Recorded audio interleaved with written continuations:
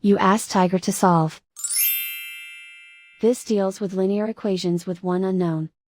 The final result is x equals -13. Let's solve it step by step. Group all constants on the right side of the equation. Add 13 to both sides. Group like terms.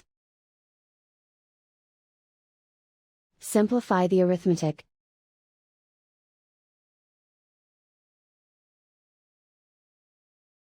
Convert the x into a positive number.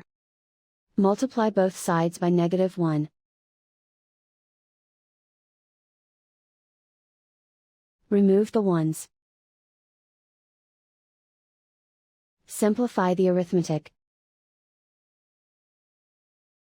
And so the final result is x equals -13.